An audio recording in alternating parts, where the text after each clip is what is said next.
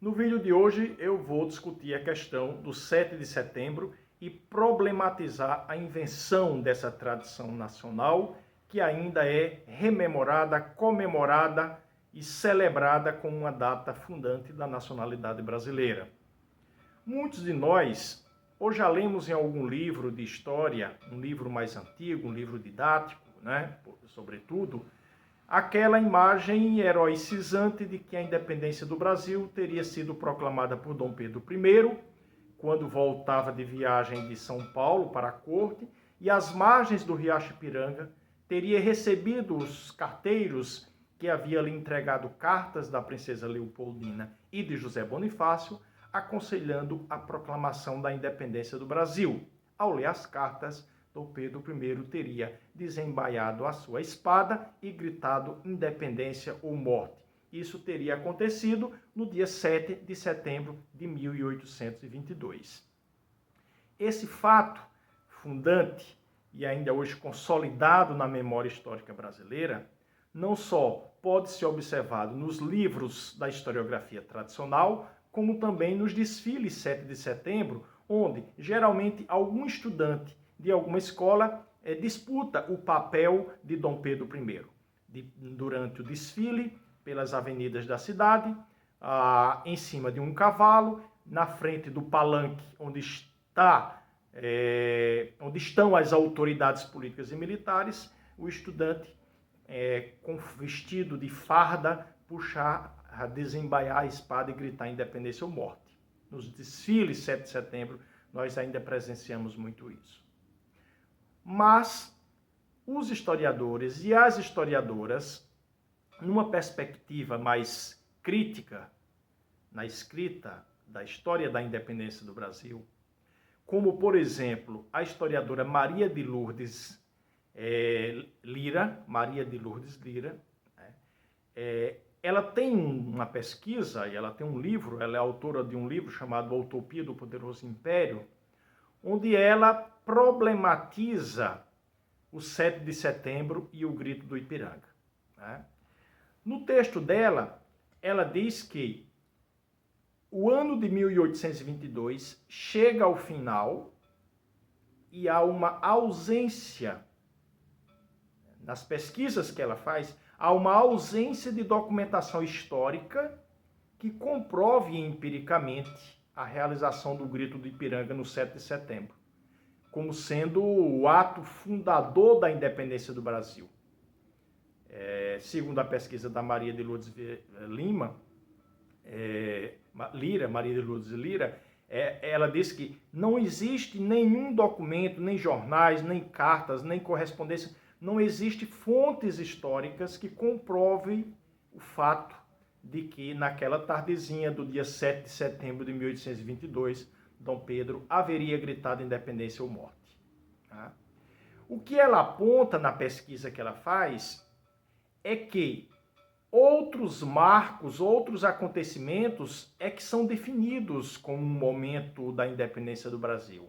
Por exemplo, em Londres, o jornal Correio Brasiliense, em outubro de 1822, aludia ao decreto de 1º de agosto como o momento da independência do Brasil.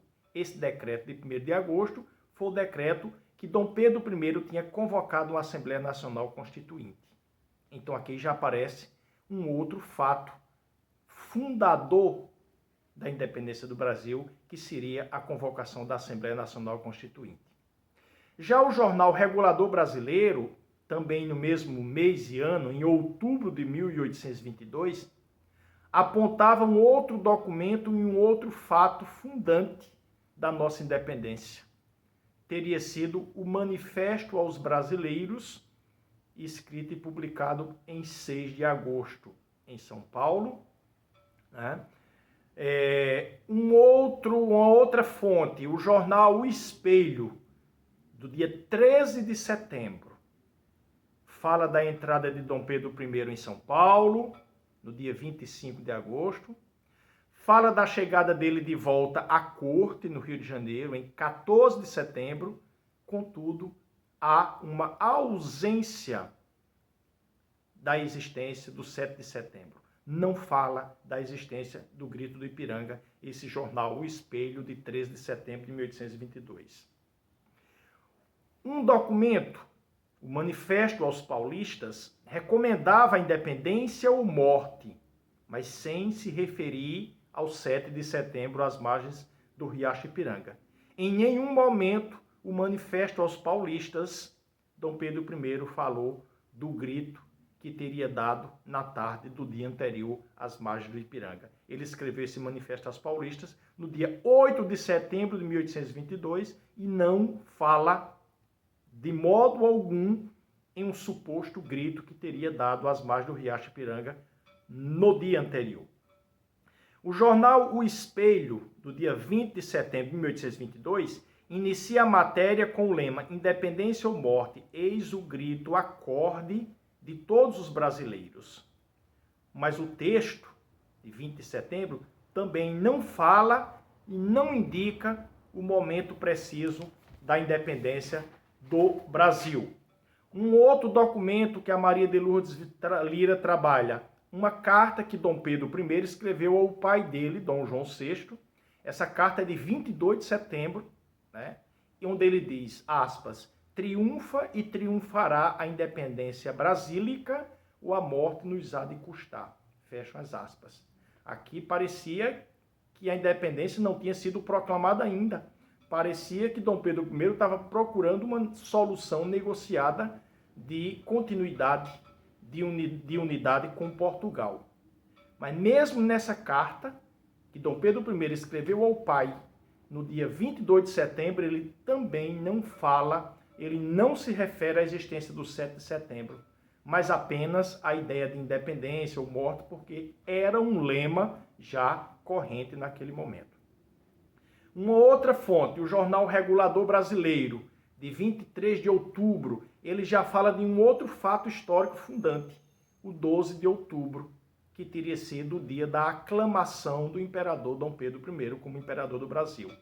Esse jornal regulador, no dia 23 de outubro de 1822, está apontando que o marco fundador da independência do Brasil teria sido o dia 12 de outubro, o dia da aclamação de Dom Pedro, e não o 7 de setembro. Um outro documento, edital do Senado da Câmara, do dia 21 de setembro, comunicando ao povo a aclamação de Dom Pedro como imperador.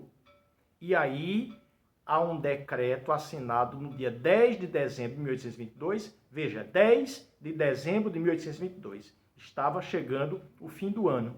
Esse decreto fixava o dia 12 de outubro, que era o dia da aclamação do imperador Dom Pedro, como feriado e celebração da independência do Brasil. Primeira conclusão, chegou-se ao fim de 1822 sem que os documentos apontem a existência de um grito do Ipiranga no dia 7 de setembro, como marco fundador da independência do Brasil. Essa ideia de que Dom Pedro tinha gritado independência ou morte às margens do Rio Ipiranga é apresentada pela primeira vez em maio de 1823. É a primeira vez que Dom Pedro, quando estava abrindo os trabalhos na Assembleia Nacional Constituinte, ele se refere aos paulistas, se refere que a decisão de romper com Portugal e fazer a independência do Brasil aconteceu no memorável sítio do Piranga. Então é a primeira vez que aparece essa ideia da independência em São Paulo, no Riacho Ipiranga, em maio de 1823. Mas questiona a Maria de Lourdes, a historiadora que pesquisa o tema, por que o 7 de setembro só vai aparecer como marco da separação do Brasil de Portugal anos posteriores? Não aparece na documentação de 1822. Se teria sido um fato tão importante, supostamente deveria ter aparecido na documentação de 1822.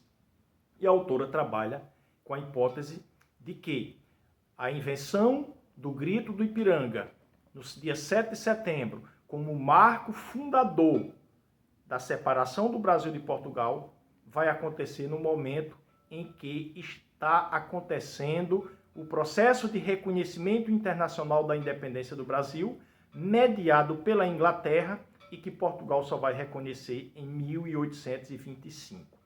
Portanto, esse período aí, impasses, né? O reconhecimento em 1825, já havia muita contradição e muita divergência entre portugueses e brasileiros, entre Dom Pedro e as classes dominantes que teriam liderado o projeto de emancipação. Dom Pedro já havia fechado a Assembleia Constituinte, outorgado de cima para baixo uma Constituição, que é a de 1824. Né? Havia já uma situação de desconfiança em relação a uma postura liberal do imperador. A Constituição teria trazido um quarto poder, o poder moderador, que lhe dava plenos poderes. No reconhecimento e no Tratado de Paz com Portugal, ele aceita ser herdeiro da coroa de Portugal, quando o pai dele morresse, e aí aumenta as suspeitas dos brasileiros da unificação das coroas e da recolonização do Brasil por Portugal. Portanto, é nessa conjuntura, 1825, nesse processo de reconhecimento da independência e de um certo desgaste da imagem de Dom Pedro I, era preciso recuperar uma imagem positiva de Dom Pedro I como um liberal e um defensor perpétuo do Brasil. É aí que começa a surgir, é aí que se inventa o 7 de setembro como um marco indiscutível, absoluto e único da proclamação da independência do Brasil. Em 1826 é criado a lei que trata o 7 de setembro como feriado nacional, como até hoje ainda é. Um outro texto de autoria de Hendrik Krey diz mais ou menos o seguinte, para a gente resumir e concluir. Até o fim de 1822, os dois marcos fundamentais e fundantes, comemorados como se fosse a independência do Brasil, era a aclamação de Dom Pedro I como imperador dia 12 de outubro ou a sua coroação no dia 1º de dezembro. O 7 de setembro de 1822, como o mito fundante da nossa nação, só surge a partir do ano de 1823. Nessa conjuntura de 1825 que eu já falei, mesmo assim, o 7 de setembro, mesmo sendo feriado, ele vai ficar muito subordinado ao 12 de outubro, os dois ali disputando o grito do Ipiranga e a aclamação do imperador como momentos fundantes da nacionalidade. Né? Até 1830 não era muito clara ainda qual seria a data da independência do Brasil, o mito fundante, o momento fundante, se o 7 de setembro ou se o 12 de outubro. E aí é a partir de 1830 que se consolida o 7 de setembro como um mito fundamental para legitimar, para justificar o projeto da monarquia, o projeto do Império Brasileiro. Então é isso. Em vez de comemorar, em vez de celebrar, em vez de idealizar o grito do Ipiranga, acredito que seja muito mais importante que os historiadores expliquem, que os historiadores analisem, que os historiadores desconstruam esse mito, inclusive no ensino fundamental e médio.